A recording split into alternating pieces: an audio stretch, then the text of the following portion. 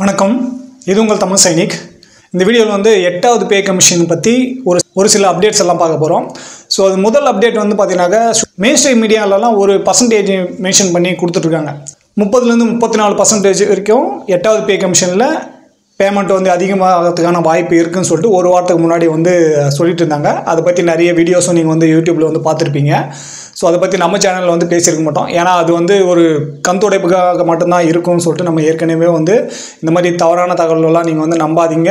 எது வரைக்கும் அதிகாரப்பூர்வமான அறிவிப்பு எது வரைக்கும் வரலையோ அது வரைக்கும் வந்து நம்மளோட ஃபிட்மெண்ட் ஃபேக்டரி என்னவா இருக்குது, எவ்வளோ பர்சன்டேஜ் வந்து அதிகமாகும் அப்படின்னு சொல்லிட்டு நம்மளுக்கு சரியான முறையில் வந்து கேல்குலேஷன் பண்ண முடியாது அப்படின்னு சொல்லிட்டு நம்ம ஏற்கனவே சொன்னோம். ஸோ அந்த மாதிரி ஒரு வாரத்துக்கு முன்னாடி வந்து 30லேருந்து 34% வந்து அதிகமாகும்னு சொல்லிட்டு மெயின் ஸ்ட்ரீம் மீடியாவில் வந்து சொல்லியிருந்தாங்க. ஸோ அதே மெயின் ஸ்ட்ரீம் மீடியா வந்து பார்த்தீங்கன்னாக்கா இப்போது 13% வந்து அதிகமாகிறதுக்கான வாய்ப்பு இருக்குது அப்படின்னு சொல்லிட்டு சொல்கிறாங்க. அதாவது 30லேருந்து 34லேருந்து இப்போ கம்மியாகிட்டு 13%க்கு வந்து குறைச்சி வந்து சொல்கிறாங்க. ஸோ இவங்களுக்கு எப்படி தோணுதோ அதுக்கு தகுந்தாப்பில் வந்து இவங்களோட டிஆர்பிக்காகவும் வியூஸ்க்காகவும் சரி உங்களை வந்து பணம் வந்து இவ்வளோ கிடைக்கும் அப்படின்னு சொல்லிட்டு சொல்லி உங்களையே 8வது பே கமிஷனில் இவ்வளோ அதிகமாகும், இவ்வளோ கிடைக்கும்னு சொல்லிட்டு ஒரு ஆசை வார்த்தைகளை கூறி வந்து உங்களுக்கு அதே நிலையில் வந்து கொண்டு வந்துடுவாங்க. ஸோ அதனால் தயவு தவறான செய்திகள் வந்து நீங்கள் பார்த்தாலும் அது வந்து சரி நீங்கள் வெரிஃபை பண்ணுங்கள், அது வந்து நம்பாதீங்க. எது வரைக்கும் அதிகாரப்பூர்வமான அறிவிப்பு வரலையோ அது வரைக்கும் 8வது பே கமிஷனில் இவ்வளோ தான் ஃபிட்மெண்ட் ஃபேக்டரி, இத்தனை பர்சன்டேஜ் வந்து அதிகமாகும் அப்படின்னு சொல்லிட்டு யாராலையும் கணிக்க முடியாது. தோராயமான ஒரு கேல்குலேஷன் போட்டு சொல்லலாமே தவிர இவ்வளோ கிடைக்கும்னு சொல்லிட்டு யாராலையும் சொல்ல முடியாது. ஸோ அதுக்கான ஸ்க்ரீன்ஷாட்டும் நீங்கள் வந்து பார்த்தீங்க. ஸோ இந்த மாதிரி மெயின் ஸ்ட்ரீம் மீடியாவும் சரி இல்லை சோஷியல் மீடியாவும் சரி உங்களுக்கு செய்திகள்லாம் வருது அப்படின்னாக்கா ஸ்கிப் பண்ணிங்க. ஸோ 8வது பே கமிஷனில் இப்போ நடந்துருக்க இந்த கூட்டத்தொடரில் ராஜ்யசபாலையும் சரி லோக்சபாலையும் சரி கேள்வி நேரத்தில் வந்து கேள்வி கேட்டிருக்காங்க. ஸோ 2 இடத்துலையும் வந்து என்ன ரிப்ளை கொடுத்துருக்காங்க அப்படின்னு சொல்லிட்டு பார்க்கலாம். ஸோ 2 ரிப்ளையும் கொடுத்தவங்க வந்து யாருன்னு பார்த்தீங்கன்னாக்கா மினிஸ்ட்ரி ஆஃப் ஃபைனான்ஸில் இருக்கிற ஸ்ரீ பங்கஜ்குமார் சௌத்ரின்றது தான் 2 இடத்துலையுமே வந்து ரிப்ளை கொடுத்துருக்காரு. ஸோ இதில் நம்ம ஏற்கனவே பேசியிருக்கோம். National council joint consultative missionary வந்து ஒரு ரெக்கமெண்ட் ஒன்று கொடுத்துருந்தாங்க. 8வது பே கமிஷனில் இந்தந்த முறையில் வந்து நீங்கள் பென்ஷன் வந்து ரிவிஷன் பண்ணணும் இல்லை பேமெண்ட்டை வந்து அதிகரித்து கொடுக்கணும் அப்படின்னு சொல்லிட்டு ஒரு லிஸ்ட் ஒன்று கொடுத்துருந்தாங்க. அதை பற்றி நம்ம ஏற்கனவே வந்து பேசியிருக்கோம். ஸோ அதை வச்சு இங்கே கேள்வி நேரத்தில் வந்து கேள்வி கேட்டிருக்காங்க. ஸோ என்ன ரிப்ளை கொடுத்துருக்காங்க, எப்படி வந்து இது 8வது பே கமிஷனுக்கு பற்றின ராஜ்யசபாலையும் சரி லோக்சபாலையும் வந்து பேசியிருக்காங்க அப்படின்றத பற்றி தான் இந்த வீடியோவில் வந்து டீட்டெயிலாக பார்க்க போகிறோம்.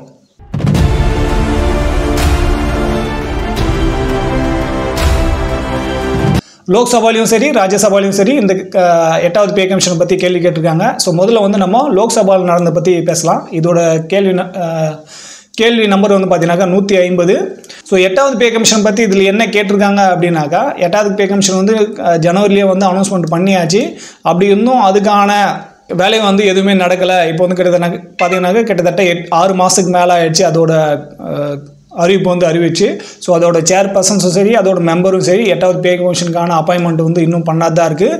அதே போல் அந்த டிஓ டேர்ம்ஸ் ஆஃப் ரெஃபரன்ஸோட கமிஷன் படியும் அதுக்கான பே ஸ்கேல் வந்து என்னவா இருக்கும், ரிவைஸ்டு பே ஸ்கேல் வந்து எப்படி இருக்கும், எம்ப்ளாயிஸ்க்கும் சரி பென்ஷனுக்கும் சரி எப்படி இம்ப்ளிமெண்ட் ஆகும் அப்படின்னு சொல்லிட்டு இதில் வந்து கேட்டிருக்காங்க.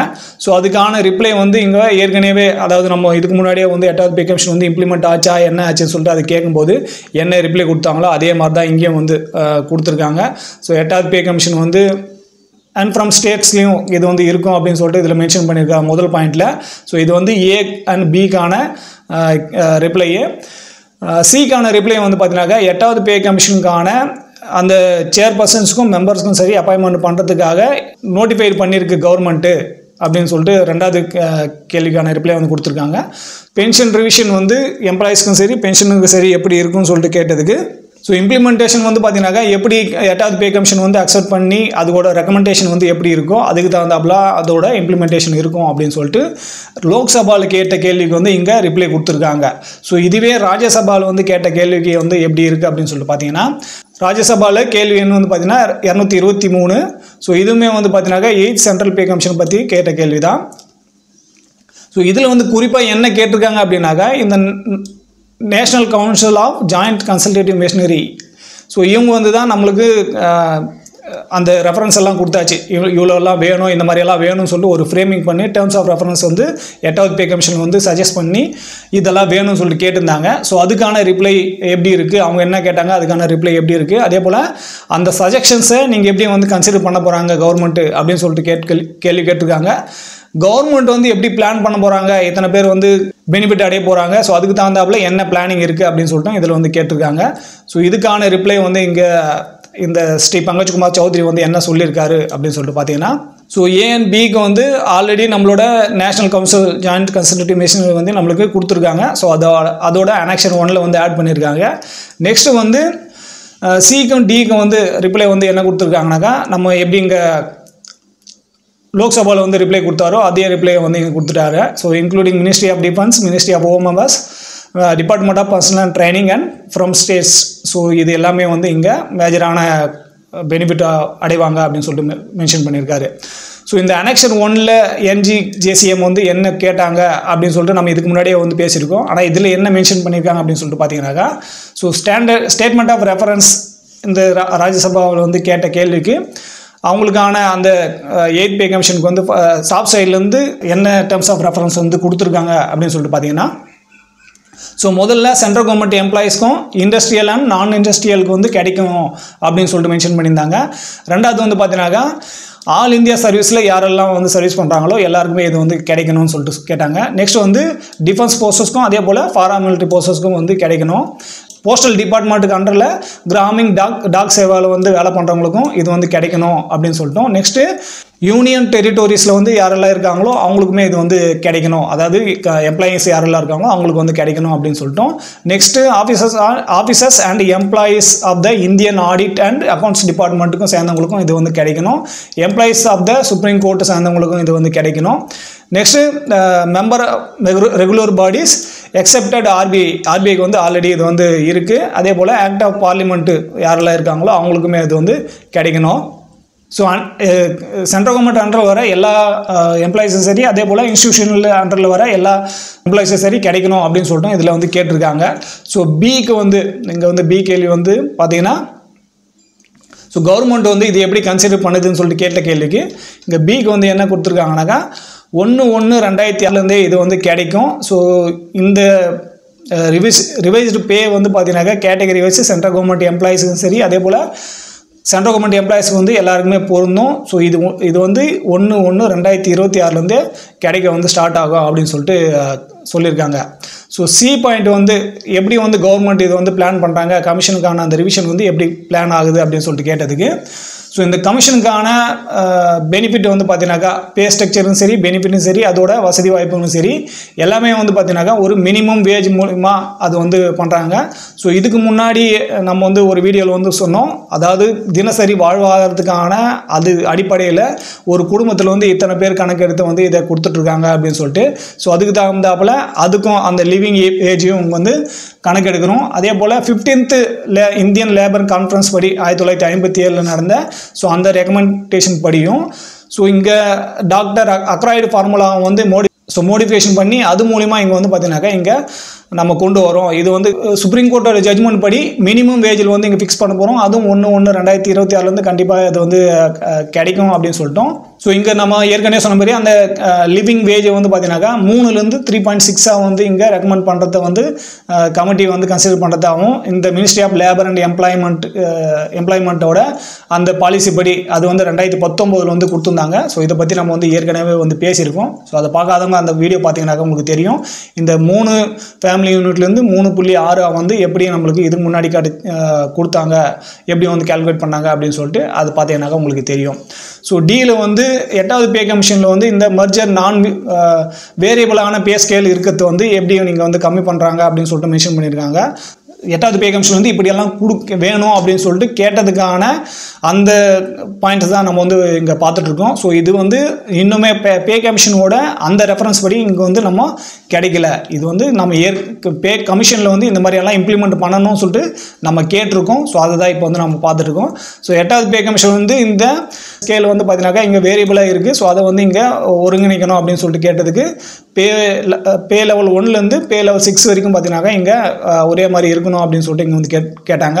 நெக்ஸ்ட் வந்து எம்ஏசிபி ஸ்கீம் பற்றி இங்கே வந்து கேட்டிருக்காங்க. அது வந்து இங்கே நம்ம ஏற்கனவே சொன்னோம் 3 எம்ஏசிபி வந்து கிடைக்கும் அப்படின்னு சொல்லிட்டு. நெக்ஸ்ட் பார்த்தீங்கன்னாக்கா இன்டரிம் ரிலீஃப் மூலிமா சாங்ஷன் சென்ட்ரல் கவர்மெண்ட் எம்ப்ளாயிஸ் சரி பென்ஷனும் சரி எந்தெந்த டைமில் எது வந்து இம்ப்ளிமெண்ட் ஆகணுமோ அது வந்து கிடைக்கணும். இப்போ உதாரணமாக வந்து பார்த்தீங்கன்னாக்கா நம்மளுக்கு 1 ஜூலைலேருந்து டிஏ வந்து அதிகமாகிட்டு கிடைக்கணும். ஆனால் இப்போயுமே வந்து கிடைக்கல. ஸோ ஜூலை மாதத்தில் கிடைக்கிது. கிட்டத்தட்ட 3 மாதம் இல்லை 4 மாதம் கழிச்சு தான் பென்ஷனுக்கு சரி எம்ப்ளாயிஸு சரி அது வந்து கிடைக்கும். ஸோ அந்த மாதிரி லேட்டாக வந்து கிடைக்கக்கூடாது அப்படின்னு சொல்லிட்டோம். அதே போல் டிஎன்எஸ் அலவன்ஸும் சரி டிஎன்எஸ் ரிலீஃபும் சரி. ஸோ இந்த எஃப்ஜி ரெண்டுமே வந்து பார்த்தீங்கன்னாக்கா ஒரே அர்த்தத்தில் தான் மென்ஷன் ஆகுது. ஸோ நெக்ஸ்ட் வந்து பார்த்தீங்கன்னாக்கா இங்கே அந்த கிராஜுவேட்டி வந்து 12 வருஷமாக வந்து கம்மி பண்ணணும் 15 வருஷத்துலேருந்து அப்படின்னு சொல்லிட்டு இங்கே வந்து கேட்டிருந்தாங்க. அடுத்து வந்து பார்த்தீங்கன்னா இந்த ஸ்டாண்டிங் கமிட்டி மூலிமா எஃப்எம்ஏ வந்து ரெக்கமெண்ட் பண்ணுற அந்த மெத்தட் வந்து சேஞ்ச் பண்ணணும்னு சொல்கிறாங்க. இப்போ வந்து நம்மளுக்கு 1000 ரூபாய் தான் கிடைச்சிட்டு இருக்கு. ஆக்சுவலாக இது வந்து பார்த்தீங்கன்னா 3000 ரூபாய் கிட்ட வந்து கிடைக்கணும் பர் மந்த் யாருக்கெல்லாம் எஃப்எம்ஏ கிடைக்குதோ அது. அடுத்து வந்து பார்த்தீங்கன்னா சில்ட்ரன் எஜுகேஷன் அலவன்ஸ் பற்றியும் அதே போல் ஹாஸ்டல் சப்சிடி பற்றியும் இங்கே வந்து சொன்னாங்க. அதே போல் போஸ்ட் கிராஜுவேட் லெவலுக்கும் வந்து ரெக்கமெண்டேஷன் கொடுக்கணும் அப்படின்னு சொல்லிட்டு இங்கே வந்து மென்ஷன் பண்ணியிருந்தாங்க. நெக்ஸ்ட் வந்து ரிஸ்க் அண்ட் ஹார்ட்ஷிப் அலவன்ஸ் வந்து இது ரயில்வே எம்ப்ளாயிஸ்க்கு வந்து குறிப்பாக கேட்டிருக்காங்க. இது ஏற்கனவே வந்து பார்த்தீங்கன்னா டிஃபென்ஸ் பர்சன்ஸ்க்கு வந்து இந்த ரிஸ்க் அண்ட் ஹார்ட்ஷிப் அலவன்ஸ் வந்து நம்மளுக்கு கிடைச்சிட்டு தான் இருக்குது. ஸோ இந்த மாதிரி என்னெல்லாம் பாயிண்ட் வந்து அவங்க கொடுத்தாங்களோ ஸோ அதை தான் இங்கே வந்து அனெக்ஷன் ரோல்னு வந்து ஆட் பண்ணி வச்சுருக்காங்க. இது பற்றி நம்ம ஏற்கனவே வந்து பேசணும். ஸோ இப்போவுமே ராஜ்யசபாலையும் சரி லோக்சபாலையும் சரி என்ன வந்து கேள்வி கேட்டிருக்காங்களோ அதுக்கான ரிப்ளை மட்டும்தான் வந்து கொடுத்துருக்காங்களே தவிர 8வது பே கமிஷனோட கண்டிஷன் வந்து இன்றைக்கி டேட்டில் வந்து என்னவா இருக்குது, கமிட்டியோட மெம்பரை வந்து நிர்ணயிச்சாங்களா இல்லை என்ன பண்ணியிருக்காங்கன்னு சொல்லிட்டு அதுக்கான ரிப்ளை வந்து இன்னுமே வரலை. பார்த்த பாயிண்ட் எல்லாமே ஜேசிஎம்மோட ரெக்கமெண்ட் பண்ண அதே பாயிண்ட் தான் இவங்களே வந்து காப்பி பேஸ்ட் பண்ணி வச்சுருக்காங்க. ஸோ அதனால் இது வந்து புதுசாக பேசுறதுல இது எதுவுமே கிடையாது. அதே போல் 30% 34% கிடைக்குமா இல்லை 13% கிடைக்குமா சொல்லிட்டு அதோட பேச்சுவார்த்தை வந்து இந்த மாதிரி ஸோ அதுக்கான தவறான செய்திகள் வந்து பரவிட்டே தான் இருக்கும். ஸோ அதெல்லாம் நம்பி நீங்கள் இவ்வளோ கிடைக்குமா அப்படின்னு சொல்லிட்டு அந்த மைண்ட் செட்டுக்கு வந்து போகாதீங்க. இன்றைக்கி டேட்டில் உங்களோட பென்ஷன் வந்து என்ன கிடைக்குது, கிடைக்கிற அமௌண்ட் வந்து உங்களுக்கு சரியான கிடைக்குதா. குறிப்பாக டிஃபென்ஸ் பென்ஷனரை பொறுத்த வரைக்கும் லாஸ்ட்டாக ரிவைஷன் ஆன ORP 3 படி உங்களுக்கு வந்து பென்ஷன் கிடைக்குதான்னு சொல்லிட்டு செக் பண்ணுங்கள். அப்படி கிடைக்கல அப்படின்னாக்கா அதுக்கான வேலையை பண்ணி உங்களோட பென்ஷன் வந்து ஃபஸ்ட்டு ரிவிஷன் பண்ணுங்கள். ஏன்னா இன்றைக்கி டேட்டில் என்ன பென்ஷன் கிடைக்குதோ அதுதான் என்ன ஃபிட்மெண்ட் பெட்டராக இருக்கும். அது மூலிமா மல்டிப்ளை ஆகிட்டு உங்களுக்கு 8வது பே கமிஷனில் வந்து பென்ஷன் ரிவிஷன் ஆகும். ஸோ அதனால் தயவு செஞ்சு இன்றைக்கி டேட்டில் உங்களுக்கு கம்மியாக கிடைக்குது அப்படின்னாக்கா அது சரி பண்ணுறதுக்கான வேலையை வந்து நீங்கள் பண்ணுங்கள். ஸோ இந்த வீடியோ மூலிமா நான் என்ன சொல்ல முயற்சி பண்ணணும் அது வந்து உங்களுக்கு பிடிச்சிருந்தாக்கா வீடியோ லைக் பண்ணுங்கள். ஃபஸ்ட் டைம் நம்ம சேனலில் பார்க்குறவங்க மறக்காமல் சேனலை சப்ஸ்கிரைப் பண்ணிவிட்டு பக்கத்தில் இருக்க பெல் ஐக்கான கிளிக் பண்ணிங்க. அதே போல் சேனலில் இருக்க பழைய வீடியோ பார்த்தும் ஷேர் பண்ணியும் சேனலுக்கு சரி பென்ஷனுக்கு சரி உங்களோட சப்போர்ட் வந்து கொடுங்க. நம்ம கூகுள் ஃபார்ம் ஒன்று கொடுத்துருக்கோம். ஸோ அதை ஃபில் பண்ணி உங்களோட கருத்துக்களை வந்து தெரிவிக்கலாம். நம்மக்கிட்ட பேசணுன்றவங்க அந்த ஃபார்ம் ஃபில் பண்ணி உங்களோட சந்தேகம் என்ன இருக்கோ அது வந்து தீர்த்துக்கலாம். ஸோ அதோட லிங்க் வந்து கீழே கொடுத்துருக்கேன். அதை பார்த்து உங்களோட கருத்தை வந்து தெரிவிங்க. ஸோ இந்த வீடியோ கடைசி வரைக்கும் பார்த்துக்க நன்றி. இதே போல் இன்னொரு வீடியோவில் மீண்டும் சந்திக்கலாம். நன்றி, வணக்கம்.